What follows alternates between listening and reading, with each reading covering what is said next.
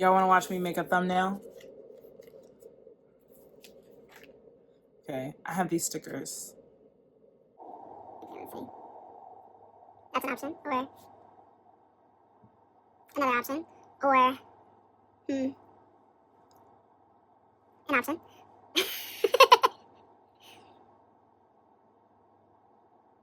option.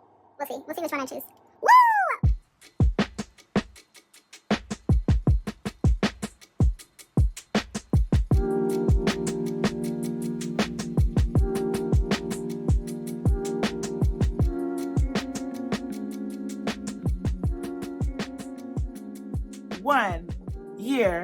One year. I am here to say something I have never said before on YouTube, which is happy birthday to me. I am 1 year old today. Look at the baby smooth skin, okay? This is the skin of a 1 year old born only 365 days ago. Obviously, I'm not talking about myself. I am talking about Black Star Reviews. That's the YouTube channel where you are right now, and it is the name of everything related to it. This episode is not a review. It is not a watch list. It is not a season recap. This is a birthday episode for Black Star Reviews. My name is Anastasia X, and I started Black Star Reviews 1 year ago to shine a light on the work of Black creatives in New York City and beyond. And it has been a crazy it has been a crazy ride to this moment. A year ago, I didn't even really know what I was trying to build. But I was like, I'm gonna make these bricks together. Once I put these bricks together, we're gonna figure out what it is. And I'm so grateful for this journey. And I still don't know exactly what I'm building with these bricks, but brick by brick, we gonna get there. So thank you for celebrating 1 year with me by watching this video. And I'm going to talk a little bit about the celebration that I had and what's coming up next and how you can support. And there will be some other stuff, woven in between. So bear with me. So I'm going to tell you about the past, the present, and the future of Black Star Reviews. I don't think I've ever told y'all the backstory of how Black Star Reviews ever came to be, so I'm going to tell an extremely abbreviated version. I used to be a teacher, and I worked in schools, and I made it through the pandemic, and I was exhausted. I was so burnt out. And I was like, I need to take some time. But that's not really how, work works. So I decided I was going to go ahead and quit. And I remember so many people at my job and even in my real life were like, well, what are you going to do? What are you going to do? What are you going to do? What are you going to do? And I was like, listen, y'all. Oh, now my hair stuck to my lip gloss. Listen, y'all, I don't know. I'm actually so tired that I need time just to rest, to be able to get back in touch with me long enough to figure out what it is I think I should be doing. So it was very scary, and honestly, I'm not recommending it because there were a lot of days I woke up and was like, so what are we doing about money?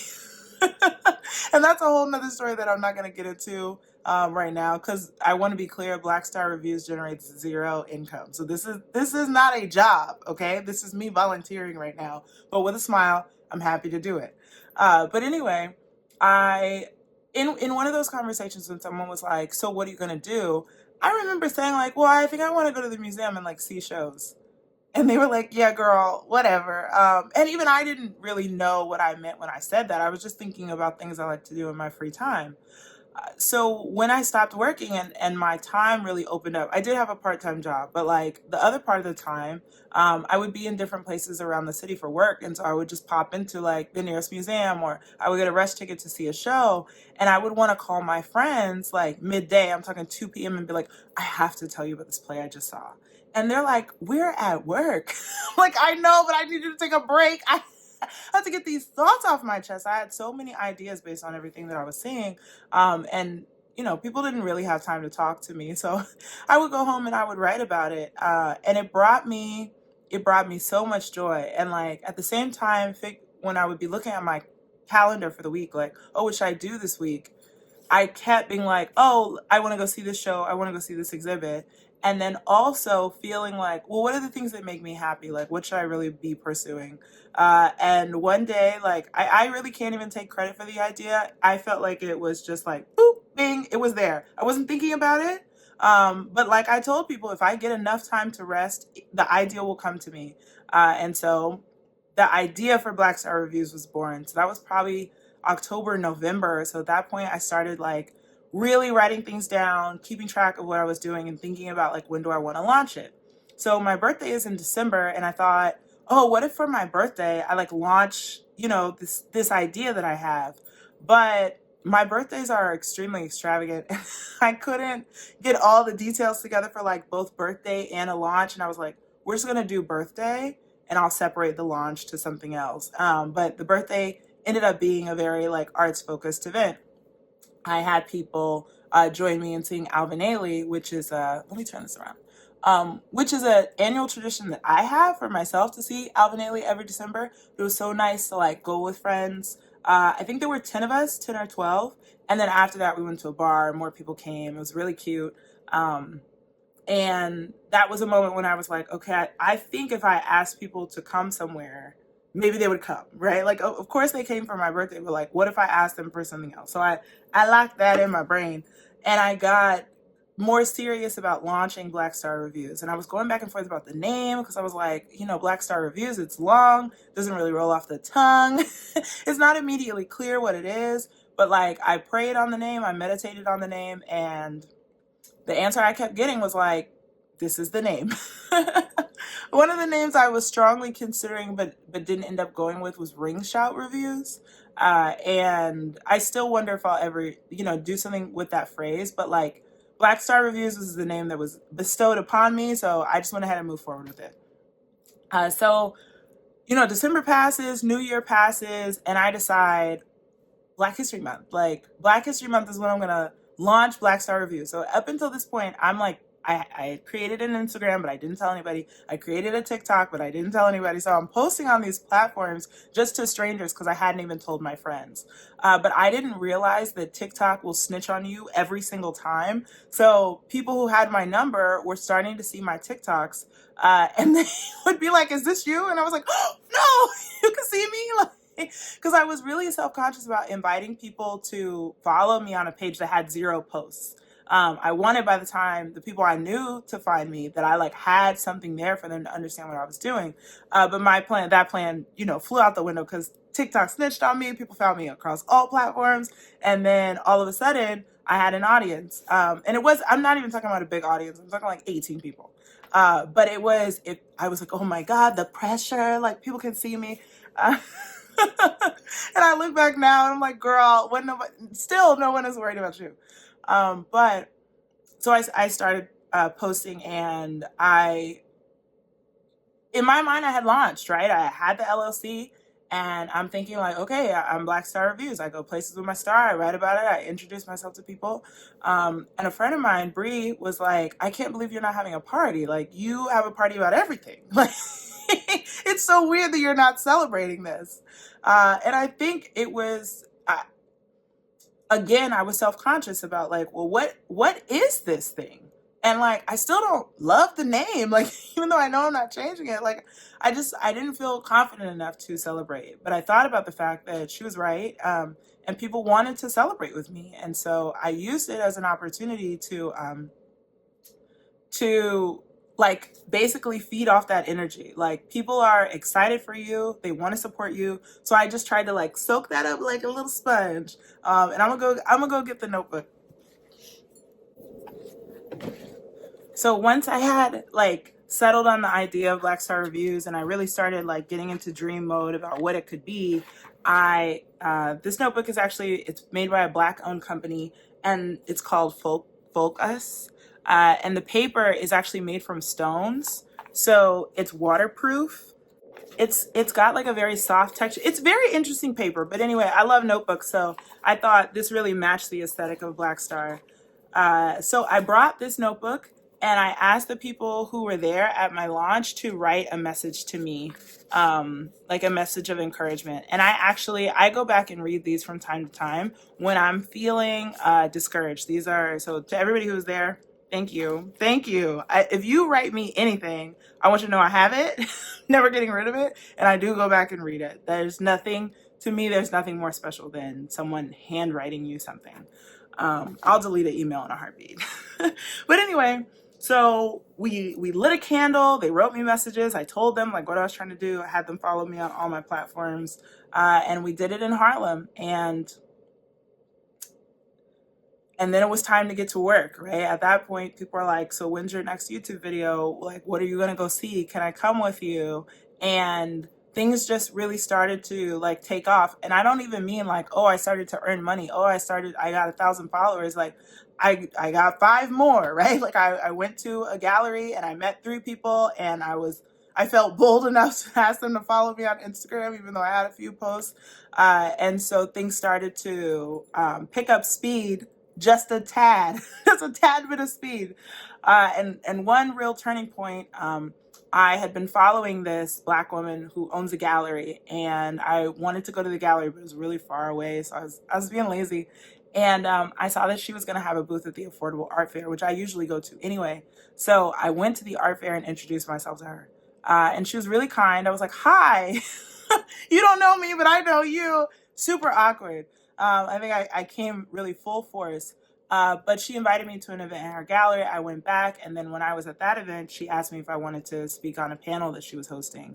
And I did that maybe 3 months after I had officially launched, because that was in May, and I was just feeling like, wow, I can't believe that people are taking me seriously, which was kind of a moment of realization that maybe I wasn't taking myself seriously, right? I told people I write about art, and they were like, okay, write about this. And I was like, every time, it shocked me every time. I had been paying for tickets to go see shows, and a friend of mine named Renee, she runs Black Girls Do Theater. She was like, you shouldn't be paying for tickets for shows. You should be reaching out to theaters and letting them know who you are. And so I started cold emailing people, and they would give me tickets to see the show, and I would review it. And that was shocking too. Like, they saw I had one YouTube video and were still like, here are the tickets. So at every turn, doors were opening, and it started to feel really good to walk through them. So I have forgotten the question I asked myself that I was answering, but that's how we went from no Black Star reviews to Black Star reviews. And that's how we went from no party to party. And here we are now. So I'll tell you about the party we had this year to celebrate not the launch, but the 1-year anniversary of Black Star Reviews. This year, and I wrote about this, which you can read. I'll tell you where you can read it soon. But as with some of my best ideas, I never like sit and think like, okay, today I plan the anniversary. It's more like I'm trying to create, the right marinade for my brain to get the ideas flowing. And so it was like, the prompt is anniversary. What do you want to do? How do you want to celebrate it? Where will you do it? Who do you want to be there? And I spent enough time marinating, and then one day the idea was like, go see a show with friends, bring people with you to go see a show. And around the same time, I saw that a theater that I go see a lot of shows at, called Soho Rep, had a new play coming out by a Black woman playwright. So I was like, oh, perfect, that's what we're going to see. I didn't even really I didn't do any research about the show. I was just thinking that's what we'll go see, because it's off Broadway, so the tickets are not pricey. So I can buy a bunch of tickets and sell them to my friends without, if I don't break even, I'm gonna owe a ton of money, right? Because again, I want to be very clear: Black Star Reviews is not an income, it's not a revenue generating business at this time. I'm hopeful, but that's not the goal right now. So at that price point, I could batch buy tickets and then, sell them to my supporters. And then I'm like, okay, well, we're gonna go see the show, but there's gonna be, I had way too many people in my life who were like, I don't really like plays, and I'm working on them. I haven't given up. But I was thinking, like, I like to do celebrations where there's a paid part, but then there's always a free portion for people who are, trying to watch their wallet or just can't commit. So then I was thinking, well, what if we go to a bar after to debrief? Because dinner can get very weird with the split checks, but if we go to a bar, it'll just be vibes. People can come and go as they want, and nobody has to pay for somebody else's 5 drinks. So I was looking for a black owned bar in the area near the theater, but the ones I found I had never been to, so I had to go do the legwork to like actually try the bars, try the drinks, keep the vibe, and also like try to build a connection with the people who work there, so that when I show up with maybe 3 people or maybe 15 people or maybe 25 people, they know I'm coming, and I'm not creating like chaos and disruption for them. So I made a TikTok video about all the anniversary locations I tried. You could go watch that. It was a lot of fun making it. I tried too many drinks at the second bar, and by the time I got to the third bar, I was losing it. But it worked out. And so, put up the event, had to find like, oh, if I'm a ticket seller, what platform do I want to use? I knew I didn't want to use Eventbrite. Like I don't even like buying tickets on Eventbrite. So I went with a platform called Ticket Leap, and it was because they had the least amount of fees. Made my little, my little page, which was cuter than the Eventbrite pages. That's another beef I have with Eventbrite. And started selling tickets, and then one day I looked up and I was sold out. Now, every day between when I put the post up and when I sold out, I was nervous. I was like, oh my God, I can't believe you put money into this. Because I just want to be clear, I still didn't go back to work.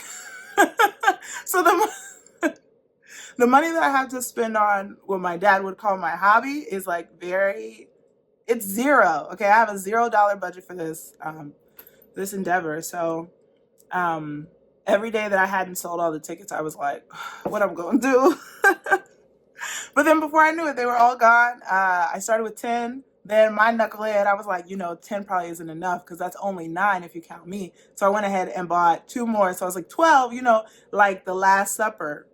And I sold, those tickets, and then I ended up having to get a few more, which was honestly, I'm so honored that people wanted to come, and wanted to come to the point where they were like, hey, I see you're sold out. Are you really sold out? Like, can you get me a seat? So sweet. So that's what we did. We went to see the show, and I got to meet the playwright after because she was there because it was a preview. We went to the bar. More people showed up, and everybody wore stars. Sometimes people don't want to wear the star, and that's fine. If you come somewhere with me, you don't have to wear the star, but I'm always going to bring a star for you if you want one. So it was very cool. So I mentioned that when it comes to handwritten notes, that's one of my love languages, right? So I wrote a handwritten thank you note to everybody who came to the 1-year anniversary. But here's the thing. I had meant to order thank you notes, like designed ones. I love aesthetics and stuff, but I dropped the ball on it and decided, I'll just pick up some thank you notes and it'll be fine because I have personalized stickers that I could give everybody as a gift and just slide it into their envelope. But I waited until the last minute to handle the stationery thing. And before I knew it, I looked up and it was the day of the event and I still hadn't bought any thank you notes. So I was thinking I would just pop into like Staples or maybe Home Goods to buy, a quick set I needed 16 thank you cards. But then we decided as a group, all of us, and I mean that like very collectively, that we were going to do an economic blackout and we weren't going to shop any chain stores. So this really put me in a pickle because here I am the day I need the cards and I'm not supposed to shop anywhere that's not a small business. So I went to 2 Black-owned gift shops in Harlem because I wasn't trying to be running all over the city. The first one, they have really, it's a very cute spot. They have candles and tea and posters and puzzles, and everything in there is perfect gifts to give other people. And I say that because I've never bought anything in there for myself without feeling guilty. because like they'll sell you a tea towel for $45. I love tea towels, but I will not spend $45 on a tea towel for me. Maybe for somebody else. So love the gift shop, like love that gift shop, but it for the number of thank you cards I needed, because they were in packs of 8 for $32.50. So I was going to be looking at $96 worth of thank you cards for 16, like a little over 16 people. So that was out. So I went 2 blocks over to a toy store called Grandma's Place, also Black owned in Harlem. And I was thinking, they'll have like thank you notes for kids, like, and it'll be cheap, like paper. I'll just work it out. I go in there. Do you have thank you cards? No. Do you have pens? No. Do you have stickers? Nah. What do you have? What do you have? So I ended up buying things from there, but none of it was helpful. So I had to, and this was one of those things where once again the universe was looking out for me. Anytime I go to an art show or the museum, I buy postcards. I also buy them when I travel. So I was looking through my stationery box, because I have a stationery box. I'm a grandma on the inside. And there were just enough. And when I tell you just enough, I mean like it almost wasn't enough Black art postcards. So I wrote my thank you notes on the back of those, very last minute. If you were at the event and you're watching this, I have to tell you, I wrote your thank you note on the train. So if you're having any trouble with the handwriting, that's part of the reason why. It's not because I don't care. It's because I ran into a little snafu. So that was that. But like I said, everything worked out well. I was so nervous though. And this shocked me, because you would have thought I was performing the way my heart was beating out of my chest. Like I was on the train on the way down, scrawling these thank you notes, but also feeling like, what if people don't like the show? What if someone is late and the theater won't let them in? Like anything. Like what if we can't find enough seats to sit together? What if the train gets stuck and I'm late? Like I'm spiraling, out of control, catastrophizing.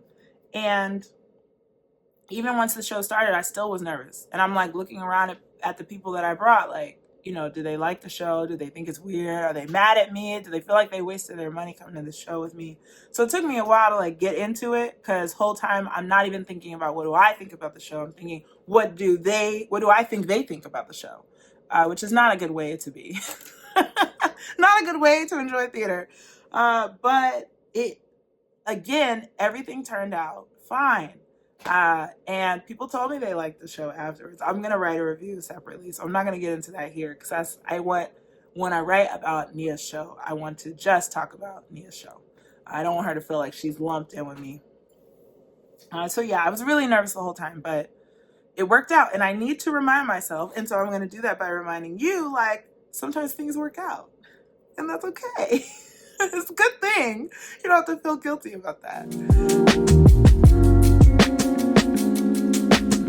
We've talked about how I got to year 0, and I told you about the celebration that we just had. It was last night, so if I look a little tired, it's because I had a few bevs at the reception.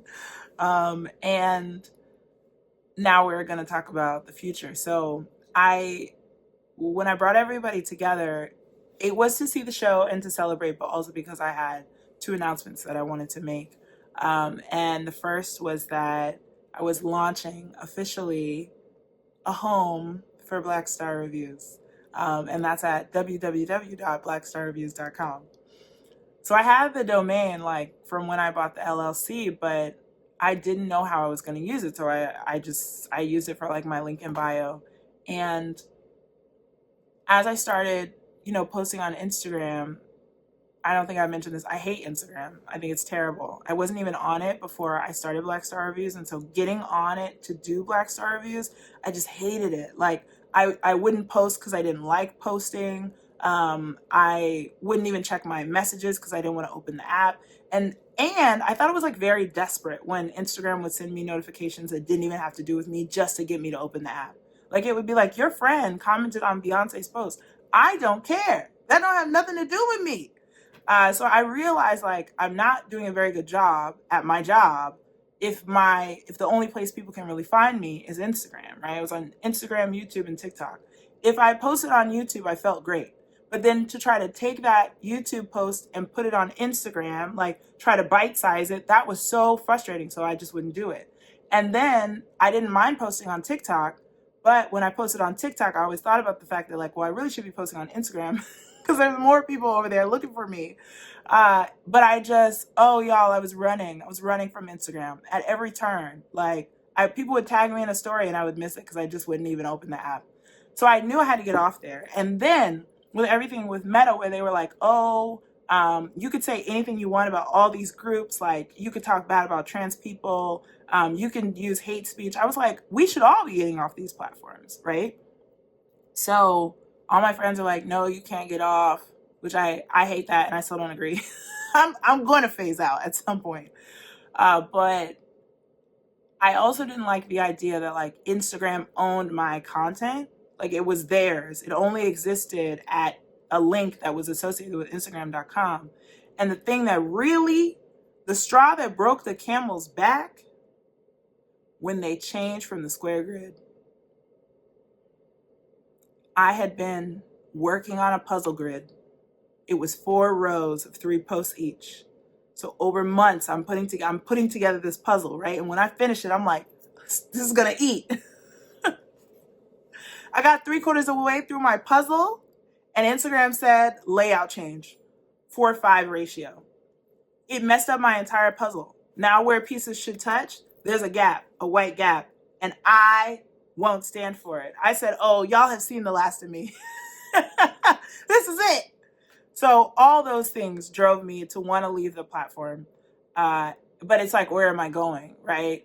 There is hate speech on Substack, and they subsidize hate speech, right? So I'm like, I need a place to go that I won't have to pack up and leave when they inevitably do something racist. And the more I started thinking about it, I was like, well, girl, you're gonna have to build your own stuff. So I decided I would build blackstarreviews.com, and that would be the archive. That's where everything will live, right? So even like links to my YouTube videos will be there. The things I've been writing that I didn't know where to put because they were too long for Instagram, but like too informal to read on YouTube, I was like, now I will have a home. So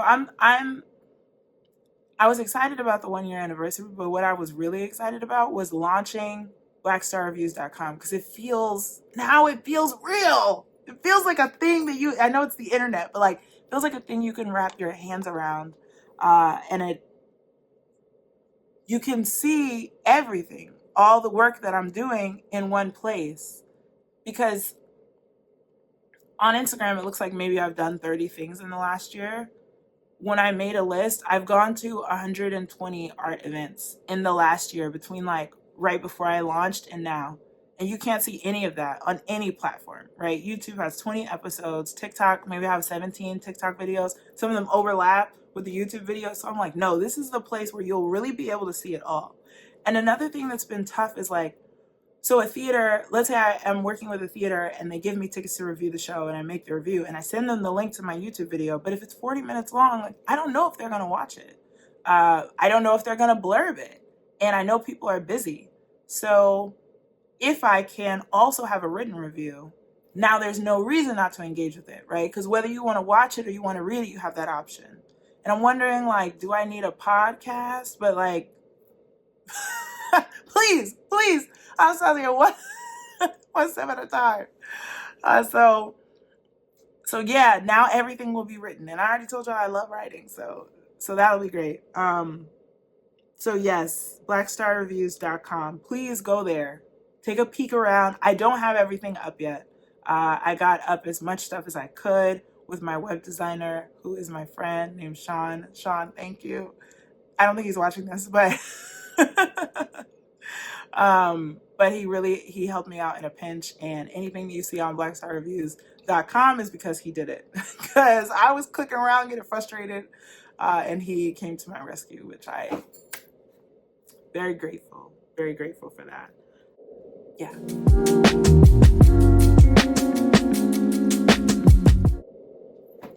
So that's it, y'all. Black Star Reviews is 1 year old. I don't know how old she'll get. But this feels like the end of something.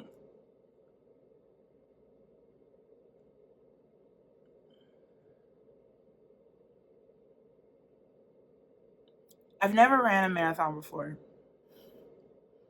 and I have no wish to ever. But I imagine the feeling of like having trained for something and then you did it. And that's kind of what it feels like having finished a year. I also know that marathon people, runners, they're always thinking about that next marathon. And so it feels like I've crossed the finish line and I know I have another marathon in 2 weeks, right? Like, and so I'm back to training. And that's how this moment feels.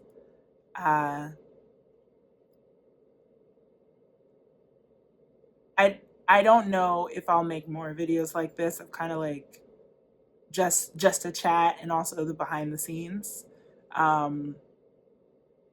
Maybe it works, maybe it doesn't work, but I wanted to have in my archive like a snapshot of what this moment felt like. I watched the SNL 50s special and like the people in the first cast and Lorne Michaels, like they didn't know they would make it to 50. But I think about how much footage they have because every show was recorded of everything they've done between then and now. And I want to have moments like that recorded. I also, one of my greatest hopes for Black Star Reviews is for it to be an archive, like a living archive. Not like, oh, let's dig up some old stuff and catalog it, but like, no, let's actually make the archive as we go. There are amazing things happening in the city every day that Black people are a part of. So like, I want, when you Google this stuff 3 years from now, 30 years from now, it's not just the New York Times and the New Yorker that came up. Because those are not the only opinions that matter. All of our opinions matter. But sometimes it can be hard to find. So I want it to be our history built piece by piece together. And I haven't written this up yet, but I went to go see an exhibit at the Met called Flight into Egypt. And it was about the impact of like Egyptology on Black culture. Like it's really a fascinating show. I won't get into it here for the sake of time, but they had a reading room, which is becoming more and more common in some of the shows that I've been seeing in museums. But the reading room actually didn't have like books or coffee table books. It had all of these like photocopied printouts of old Black magazines. And I'm not talking Essence and Ebony. We're going even further back, like The Crisis, like W.E.B. Du Bois, like the pamphlet that he would put out every week. And I've spent my whole life reading about these publications that he had. Like it was the thing that he was known for. But to be able to hold it in my hands, and it wasn't the original one, but I'm like, this was not a pamphlet. Like, bro was writing, she thick, okay? It was thick as hell. And those were monthly. And he wasn't writing by himself, he had other people too, but it was a room of those. And I think about how much history is in those booklets that we don't know about, but they wrote it down for us so we could, if we had the time or we had the access or we wanted to.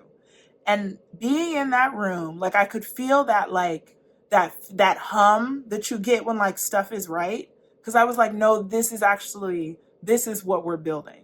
This is Black Star Reviews. It is a room of artifacts of brilliance. In the moment voice. Not, oh, this was the impact of this. Like, no, how did it feel at the time that it happened? We can talk about impact and we can synthesize later, but like right now, what does it matter? Why does this show matter? How did it make me feel? How did it connect to something else I knew about my history? So that we're filling a room. We're gonna fill a room, a Met-sized room, and there will be that's the vision. So I'm very grateful to the curators at the Met for including that piece of art, because it was like an interactive sub exhibit. Let me just also, like, you see these flowers, I got them at this Nike. So Nike had like a community event that I was invited to. Thank you to my friend Alize, who helped me get to that event. I've been for the past few years. This is the 5th annual. Everybody's got to start somewhere. And they always hire a Black chef, and he doesn't just do food. He does like event curation, and I'm always his florals. His florals, they do it for me every time. So last year the florals were orange, and you can see them. I took a centerpiece home last year. They're in the background of, I think, my appropriate review. But this year the theme was ebony and ivory. And when I rescued this beauty from the event, I didn't realize how big she was, because I was like, I want that one, and they pulled it down for me. And I was like, oh, she hefty. And when I got her to the ledge, I was like, she is actually too big.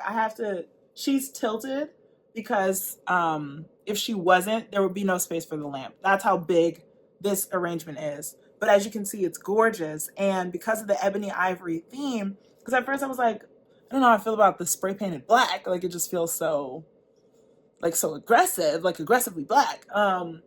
Not in the aggressively black way, but like aggressively black. But once I got her home, I realized these are my anniversary flowers. Like, they're literally perfect. So just another moment where everything is working together for our good, y'all. So shout out to Chef Jeff for his vision, his attention to detail. I told him this when I met him, because she is gorgeous, and I'm just doing what I can to keep her alive as long as possible. You can see she's having a hard time, but she's doing her best, and she hung in long enough to make it to my anniversary episode, so I'm grateful. But yes, like I said, I've done like a season recap, but even that was pretty much scripted. And I did my off Broadway week and Broadway week watches, where those weren't completely scripted, but I was talking about like art, like, I hoped that it was intended to be useful information. This, on the other hand, the use is really for me, and it's for us, but like, there's no show recommendations in this episode. So like I said, I don't know if there will be more of these, but I love this moment. I'm filled with gratitude. I'm filled with possibility. And I hope you will, if this is your first time hearing of me, I hope you'll join me on this journey. And for those of you who have already been a part, just keep doing what you're doing, because y'all motivate me to not stop. Please find me on TikTok at Black Star Reviews. You can find me on Instagram at blackstar.reviews. But again, you also don't have to find me on Instagram. The place I really, really, really want you to find me: www.blackstarreviews.com. I hope to see you there. Black love and starlight. I love y'all. I'm so excited. I have no idea what's next, but here we go.